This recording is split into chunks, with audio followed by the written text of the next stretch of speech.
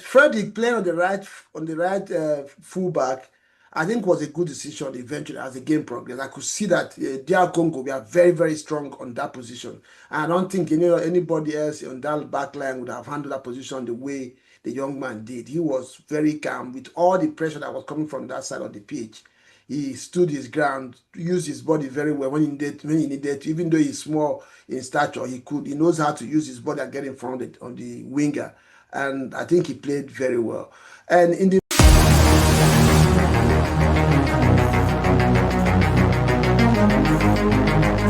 Watch Transcend TV right now.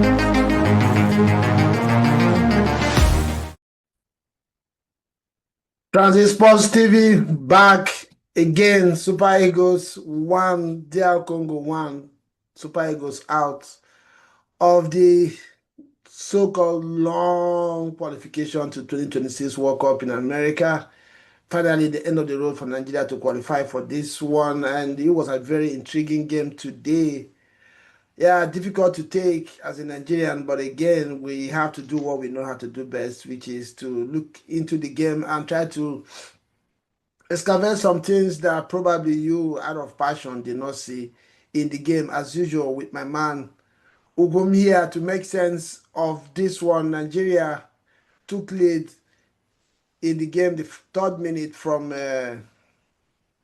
what's his name again? Frank Onyedika, and obviously DR Congo came back to this one. It became an end-to-end barring game. No more goals were scored, and eventually Nigeria was knocked out of the qualification through penalties after both sides lost 3 in the first 5, and the first sudden death penalty, Tosin, no, what's his name, lost his own, and DR Congo converted. Ugum, you are welcome back to the show. Oh, thanks, Reggie. Nice to be on Transit again. Yeah, rather disappointing result and perhaps disappointing performance. But yeah, that's how it goes. Sometimes you win, sometimes you lose. Yeah, let's start from the lineup. It was interesting today.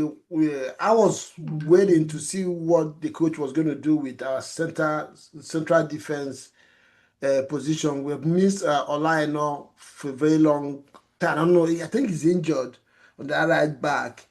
And interestingly, he moved Benjamin Frederick to right back position and brought in, what was the guy in the number 6, the tall guy? Semi Ajayi. Ajayi, yes. Semi Ajayi. And then he brought Ajayi in to pair Kevin Bassey and make up the back 4. I don't know. Then up front, Moses Simon was put on the bench while Akor as well was benched, moved what's his name, Lukman forward to pair with Osimhen. Then brought in Frank Onyedika, who started from the bench in the last game to start the game, the midfield, alongside the Iwobi. So I don't know an entity. So I don't know, what did you make of that lineup? How do you think this affected the game? Well, I think judging by our performance and the way that we moved the ball in that previous game, I was really expecting to get the same starting lineup, because the first half was perhaps the best football I've seen Nigeria play in a long time. I wasn't keen on any changes. I would have preferred the coach to have started the team that played really well, and use others as impact substitutes. But considering also that the space between these two games are 2 days, maybe some players were on the precipice and he wanted to make up for it. So, but he ended up not really. Well, I think initially it worked out. Okay, we're talking about lineup. So that was my impression or disposition towards that lineup was one that I wasn't very satisfied with it. Yeah. Yeah, me too. I had my suspicion. First of all, moving Frank Onyedika and Benjamin Frederick to right back, I didn't think it was the yeah, I didn't like that position. And though as the game went on, which we're going to talk about, the impact, how the game went eventually, I could see the reason why he did that, but I didn't find that fun. And I think it also affected our build-up play because that young man and Bassi were a little bit more confident in possession and building up from back, which made it easier for our midfield to kind of move on. Then, obviously, not starting a call for me, there's nothing anybody is going to tell me because that young man, from the day he started playing for Nigeria, he's been good, and his combination with his tactical understanding of playing those two, play him and Victor Osimhen up front and covering the width of the pitch and allowing our midfielders to do the work in the midfield was very, very good. So not starting him and pushing Lookman forward. Lookman, I don't think that's the position that he plays. He usually comes from the left wing and cut in. So Lookman kind of struggled playing alongside Osimhen, and that didn't work. So yeah, the lineup from hindsight, they say is always easier. I think it was one of the reasons why we struggled in the first half. And then when we started doing substitutions, obviously, he was not trying to correct all that. It became too much to handle. Then let's go into the game proper. Like I said, Frederick playing on the right fullback, I think was a good decision eventually as the game progressed. I could see that DR Congo, we are very, very strong on that position. And I don't think anybody else on that back line would have handled that position the way the young man did. He was very calm with all the pressure that was coming from that side of the pitch. He stood his ground, used his body very well when he needed to. Even though he's small in stature, he knows how to use his body and get in front of the winger. And I think he played very well. And in the midfield, Nigeria lacked transition all through the game. We are finding it difficult to to move the ball forward to the attackers. And it was more so in the second half. And now I understand that Osimhen is a striker in Nigeria. In fact, he owns that Super Eagles, not because of what he's doing in Europe. While he was on the pitch, this problem was not very pronounced because he's a very active striker.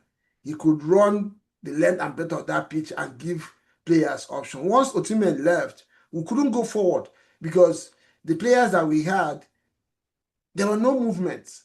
And the transition was just dead. And that's why we are under pressure for 45 minutes and throughout the extra time because we couldn't really just get up high up the pitch. One of the reasons was because the players up front were not giving options. And our midfielders, Frank Onyedika is more of a breaking line, breaking midfielder. Unless Iwobi is not much of a ball carrier. So it became difficult for Super Eagles to step high up the pitch. And Ajayi, as good as he was today defensively, is also one of that defender that is not good in bringing the ball out from back. Most of the time, he passes it back to the goalkeeper or to Bassi, and he made it very difficult for Super Eagles to get forward. This is something that the coach, though I commend him in the last 3 games. Now, Super Eagles look like they're becoming a team, but there's still work to be done. They are finding it very difficult to get forward. I don't know what you put that to. Is it Osimhen leaving the pitch, or what do you think is the reason why Nigeria couldn't just step up high the pitch? Well, I think it's a combination of different factors, not just Osimhen. It was more of usually our attacks are built off of the work of Alex Iwobi. Usually there's somebody there in the midfield that works with him to progress the ball. In the first half, they did very well. I thought we created at least, I remember at least 3 good chances after the goal to consolidate. We just didn't take our chances. One of them was the one that Lookman, instead of passing across to Osimhen that was open at the far post, he cut back. Just a simple pass across. He cut it back from Didi. Didi stumbled over the ball. Both Didi and Iwobi were in the, not Didi and Iwobi, both Didi and somebody else were right there in the box. But the ball fell behind them. They stumbled over it, and that chance was gone. You're right. So I think that we wasted too many chances. I didn't didn't see any problem at all. We dominated these guys. We outplayed them very well in the first half. There was nothing they could offer. They were mustard in the first half, but it was right after Osimhen left. Now, like you said, two or three things about Osimhen is that you rightly said he's very active, right? He closes the defense down, extremely hardworking, and his physical presence is a strong one.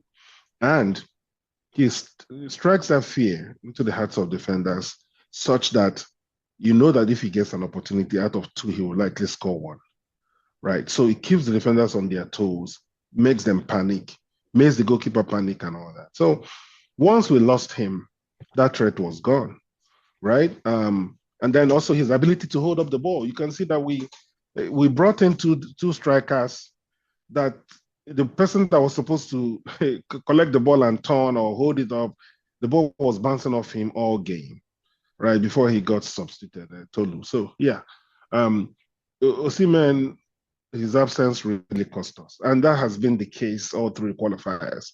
The games that he didn't play, we struggled badly. The games that he was subbed, we struggled after he got subbed. So yeah, moving forward, that's what our coach will need to figure out, right? As we analyze more, one of the biggest regrets in this particular qualifiers, the two games, has been the form of Lookman. Lookman has let us down badly. His form has been bad. And because of the fact that he's the current African best player, the coach has found it hard to drop him. Yeah. Yeah, I agree with you on that one, and that's why I was saying I don't see the reason why Akko we shouldn't have started today, like you said. If we manage to have those chances, why Akko and Lukman we are the what's his Oh name? yes. Osimhen were the pitch at the center. That they are guaranteed they will take one of those chances, and the story would have been different right now. And but the thing now, we have to look forward. We're not going to the World Cup, but is that the end of the day, the story for Super Eagles? It shouldn't be, because this is why we are where we are, because we tend to have this stop and start kind of approach to the national team. This guy obviously it's not it shouldn't be my choice for to coach Super Eagles, because we can afford the best out there if we are really serious, and an organization, our NFF is an organization that are serious. But obviously this is what we have right now, and you can see that after some time the work he's doing is beginning to show. So I don't know, I'm going to put this to you. Do you think they should fire him, or allow him to continue to build? Because for me, from what I've seen the last three games, it looks like what he's doing is beginning to show. That's one. I don't know if it's the coach or the commitment of the players, because the Chiefs became high. They had to commit a little bit more, or if it's the coach, whatever it is, yeah. But I believe that the coach needs to do a little bit more of scouting, just the way he was bold enough to introduce Frederick into this fray for Super Eagles. There are so many other talents for Nigeria all over the globe, and even locally in Nigeria.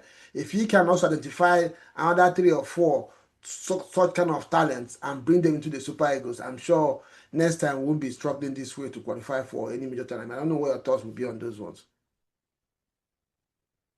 Yeah, I don't want the coach sacked. I think he has shown me enough of an open mind and openness. An example being Ejuke that he has brought back now to play. He had a chance before, didn't do well. He dropped him. After a while, he brought him back. I like coaches that are open like that. It's not a closed door, permanently to any player. As long as you have the form and you can help the team, he will give you an opportunity. Exactly. So that's what I like about him. And I've seen that he's pragmatic. He thinks, he makes changes, he learns. And so I think that, and I like the neutrality of him being that he's African, but still not foreign, right? He's African, but still foreign, if I may say that, right? The Nigerian factor, the nepotism and the tribalism and all that doesn't figure here. All he wants to do is to win because of, his reputation and because he wants to fulfill his obligations as a coach. So, yeah, I want him to stay. I like his disposition. I like his You know, he's not a cocky fellow. Now,